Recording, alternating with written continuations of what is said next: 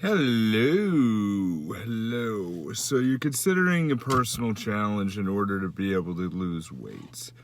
This has got to be done correctly. Too many people do it wrong, and you got to do it right from the start. My name is Nick. I'm a personal trainer, and I talk about this stuff because I've lived through it.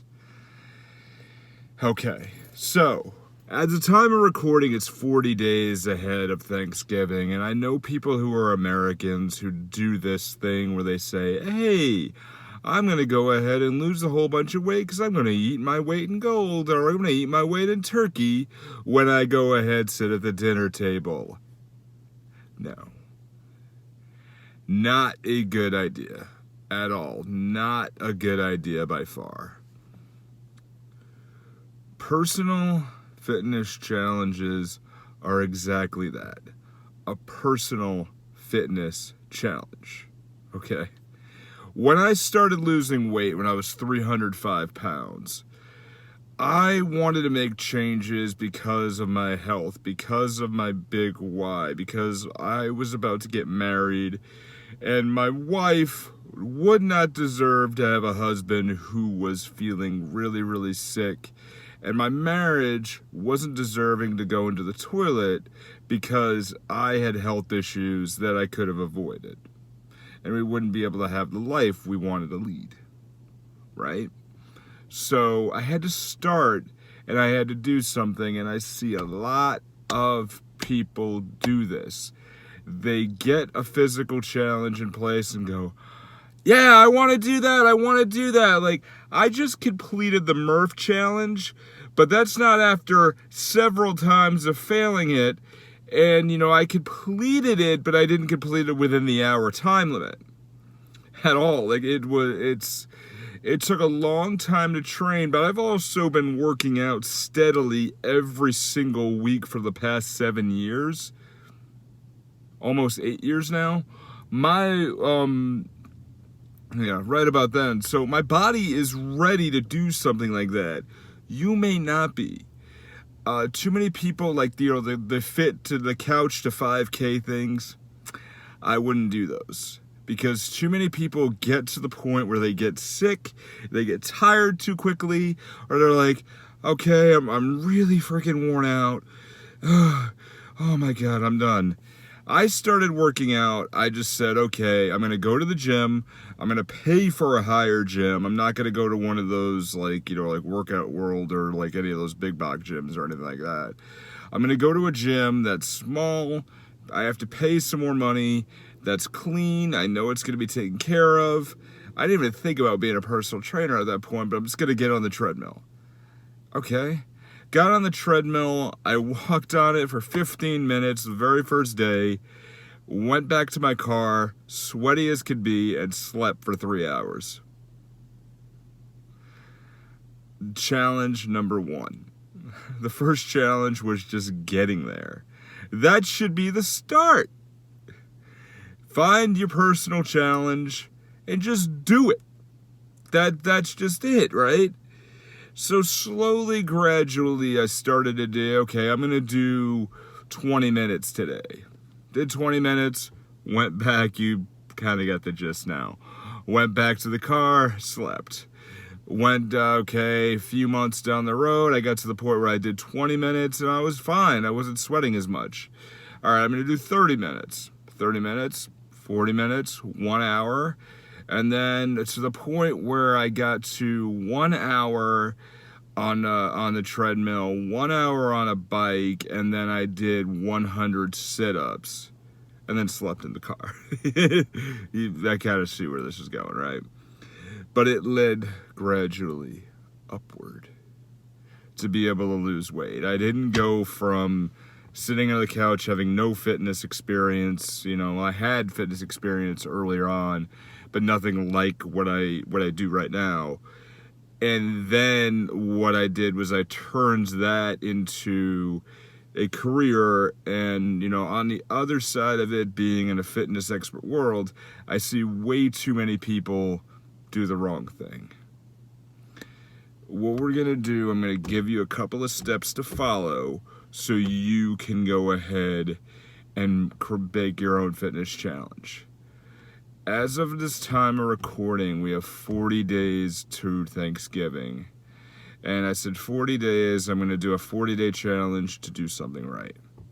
What I'm doing right now is I call it 200 miles to the turkey. And it's 200 miles of cardio by Thanksgiving Day, which will give me 40 days to do it. So on average, it's about 5 miles. So you got to think of step number one. Step number one, make the challenge doable. It may be something that is not so big and you're like, oh, I'm going to walk around the block every morning, but oh my God, that's not the New York Marathon. You're not doing the New York Marathon. You're going to go ahead, just get better for you and step up slowly.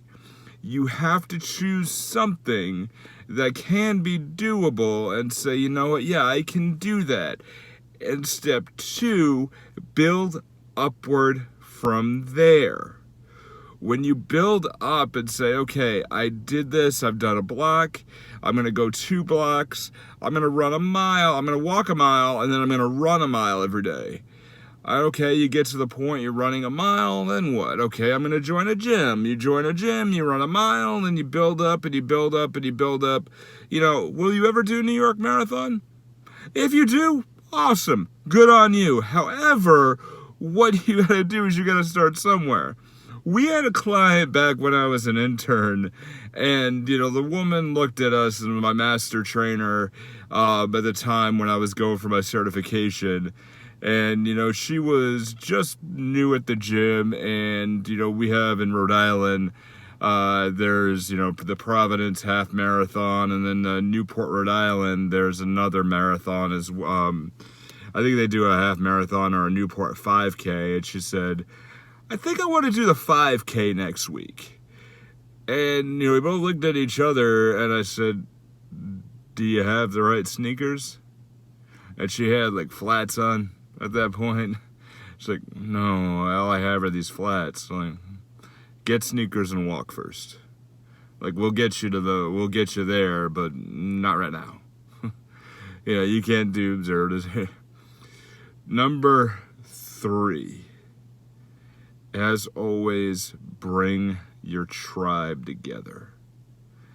My tribe is my wife, my fellow trainers, friends and family that I have along the way. I talk about my fitness goals constantly. And if I have my fitness goal, I say, hey, I want to do whatever it is. Cool, great. Because if you start somewhere, you build up slowly, you're going to need to keep going. And the people that you talk about are eventually going to ask you, how's that going? It's okay, it's good. Because you're going to see people every day, obviously, I've seen my wife all the time. But what you're going to need to do is you're going to need that assurance every once in a while that says, hey, you're doing good. Or you need to pick it up because you're not doing so great. But what you're eventually going to see is you're going to see people go to you and say, hey, you're looking really, really great. You're getting that figure back in order. It looks like that's all paying off. And it's going to be from a sorted amount of people. So what I would do is I would recommend build your tribe, but build it with people you see every day, and then build it with people you don't see all the time. So you start out with your spouse or significant other, and then maybe add your parents or some friends you see, once in a great while.